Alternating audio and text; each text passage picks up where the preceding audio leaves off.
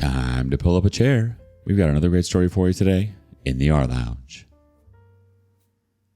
Funny thing about college funds, they're meant to build futures, not bankroll your ex's new boyfriend's gambling habit.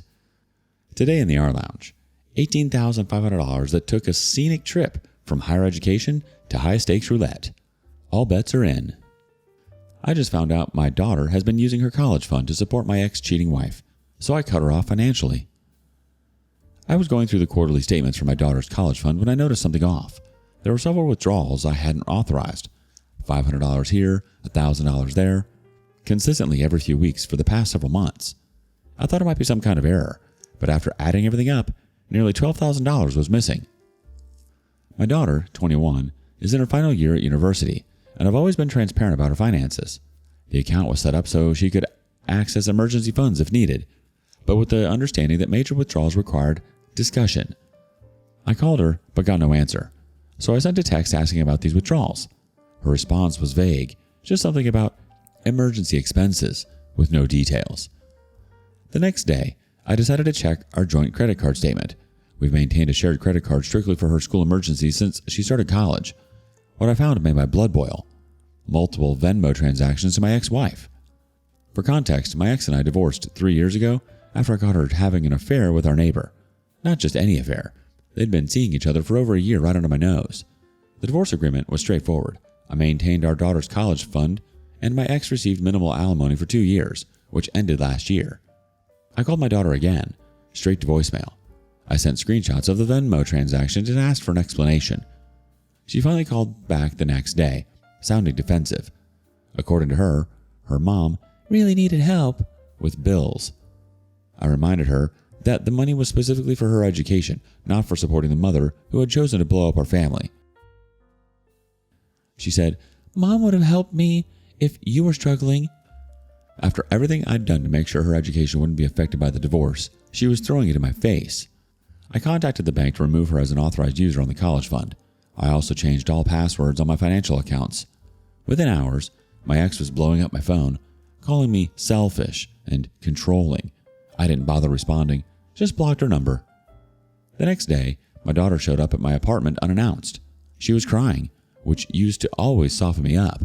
During our conversation, she admitted she'd been sending money to her mother for about 7 months. "She said you were hoarding money," my daughter explained between sobs, "that you owed us after everything." Then came the kicker. My ex had a new boyfriend who had moved in about 5 months ago. Apparently he'd lost his income and they were struggling financially. When I asked why she didn't just tell me about her mom's situation, her answer floored me. "Mom said you'd enjoy seeing her suffer." That night, I went through all the bank statements with a fine-tooth comb.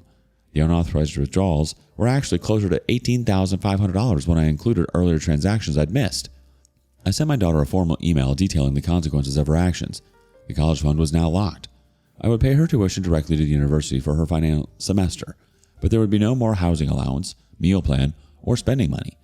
She had 30 days to find alternative housing. I had been paying for her apartment, and her car insurance and phone plan would be terminated in 2 weeks. She called, toggling between groveling apologies and branding me vindictive. At the same time, my ex launched an online smear, accusing me of financially abusing our daughter. Mutual acquaintances soon flooded my inbox, demanding to know the story. I fired off concise replies, complete with screenshots of the withdrawals, to a handful of trusted friends, then turned out the circus. 2 days later, I received an email from my daughter's roommate. Apparently, my daughter had been taking weekend trips with her mom and the new boyfriend to a casino resort. The roommate attached photos of them at expensive restaurants and on shopping sprees. It became clear that the college money wasn't funding emergency bills, it was funding their lifestyle. The next day, my daughter showed up at my door with her mother. My ex demanded I stop punishing our daughter for helping family. I refused to engage and told them to leave. "I'll tell everyone what kind of father you really are," she threatened. I laughed. "The kind who doesn't fund your boyfriend's gambling habit?" They left in a rage after I threatened to call the police. I contacted the university financial aid office to arrange direct payment for my daughter's final semester tuition. I also removed myself as guarantor on her apartment lease and sent her a final notice about the financial cutoff timeline. 2 days later, her roommate sent more evidence, screenshots of my daughter's messages to friends bragging about easy money from dad's account, and evidence that she was receiving a commission from her mom keeping 20% of the withdrawals. 3 days later, I received a desperate email from my daughter claiming she couldn't afford rent, food, or textbooks. She said her mom and her boyfriend had spent all the money and she was asking for one more chance, promising to pay back everything. I responded that she could have her chance after graduation when she got a job, and she was old enough to understand that. I received notice that my daughter had applied for emergency student loans. A university financial aid officer called to verify my financial abandonment. I explained the situation with documentation of the fund misuse. I never thought I'd be in this position. When you have kids, you imagine protecting them from the world, not from their other parent, and you certainly don't expect to need protection from them. Looking back, I can see the manipulation my ex was running. She's always been good at playing the victim, and apparently, she's taught our daughter the same skills. What hurts most is how easily my daughter turned on me after everything I've done to secure her future. The college fund was substantial. I've been putting money away since she was born. Through the divorce, I made sure it remained untouched because I didn't want her education to suffer because of our failed marriage. I worked extra hours, cut back on expenses, did everything to make sure she'd graduate debt-free. And this is how she repays me. Some people have suggested I'm being too harsh, that I should forgive her because she's young and was manipulated by her mother.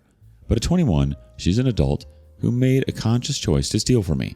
The evidence from her roommate confirmed she wasn't an innocent pawn. She was an active participant who bragged about scamming me.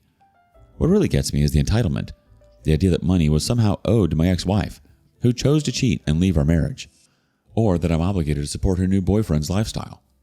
For now, I'm sticking to my boundaries. The tuition for her final semester is paid directly to the university. Everything else, housing, food, transportation, phone, is her responsibility. She's had a part-time campus job for spending money, so she's not completely without resources. And the university has emergency housing options if needed. The hardest part has been the isolation. My daughter was my only child, and we were close before all this. At least, I thought we were.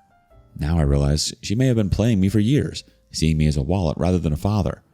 Some friends have suggested I try dating again, but I'm not there yet. The betrayal from my family has made it hard to trust. Maybe someday. Update 1. My daughter moved in with my ex-wife and her boyfriend after the financial cutoff. She had to drop 2 classes due to what she called stress and financial hardship, but she's still attending university on a reduced schedule. She managed to get a part-time job at the campus bookstore to cover some of her expenses. A few days ago, my ex-wife's boyfriend suddenly left. He emptied our bank account before disappearing. A friend told me she was completely blindsided, though I can't say I'm surprised given what her sister told me about her history of financial manipulation. A week later, my daughter informed me that my ex had kicked her out after they had an argument about money. She's currently couch surfing with friends from university. Despite feeling a twinge of sympathy, I maintained my boundary on finances but offered emotional support. I suggested she speak with the university about housing assistance programs they might offer. Shortly after, my ex-wife attempted to contact me through multiple channels. She sent a barrage of messages about how I was destroying our daughter's future and that I owed them both financial support. I sent her a cease and desist message and blocked her on all remaining communication channels I hadn't already blocked. 5 days later, my daughter's roommate contacted me again. She offered to let my daughter move back in if I would guarantee 1 month's rent. After considering it, I agreed to pay the security deposit directly to the landlord, making it clear this was a one-time assistance and not me resuming financial support. I wanted my daughter to have stable housing, but I wasn't going to enable the same patterns of dependency. About 2 weeks later, my daughter secured additional student loans to cover her expenses.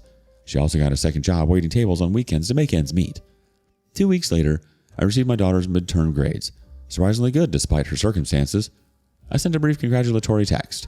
She responded with thanks and mentioned she's applying for summer internships to gain experience and make money. The college fund remains locked, with tuition paid directly to the university.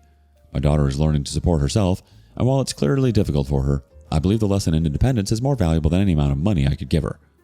My ex-wife continues to demonstrate exactly why I divorced her. I still have moments of doubt, wondering if I'm being too harsh, but then I remember the screenshots of her bragging about stealing from me, and my resolve strengthens. For now, I'm taking things day by day. My daughter seems to be slowly finding her footing in the new reality. My ex continues her desperate attempts to manipulate anyone who will listen. Update 2.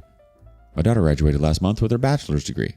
She managed to complete her coursework while working 2 jobs. I attended her graduation ceremony and sat in the back. We didn't make plans to meet afterward, but she spotted me leaving and approached me. She thanked me for coming and for paying her final semester's tuition directly to the university. 3 weeks after graduation, I received a formal letter from my daughter. Inside was a check for $1,200, her first repayment installment for the money she had taken. The letter explained that she had secured a full-time position in her field and had created a repayment plan to return the full $18,500 over the next few years. She didn't ask for forgiveness or make excuses, just stated her intention to make things right financially. As for my ex-wife, her situation has deteriorated substantially. She moved in with her parents after being evicted from her apartment. After her boyfriend left with her money, she couldn't maintain her lifestyle and fell behind on rent. The irony isn't lost on me. All that stolen money, and she ended up worse off than before. Last month, I received court documents naming me as a witness in a fraud case against my ex-wife. I wasn't the only one she had stolen from. Her parents discovered she had opened credit cards in their names and maxed them out. They pressed charges after learning the extent of her deception. My daughter is also providing evidence in the case. I agreed to testify if needed. The remainder of my daughter's college fund has been restructured into a retirement account for myself. I did, however, set aside a portion that could potentially be used if my daughter decides to pursue graduate studies in the future. This isn't something I've told her about. It's a decision I'll make based on how our relationship develops and her continued demonstration of responsibility. As for my personal life, I've started dating again. I met someone through a hiking group.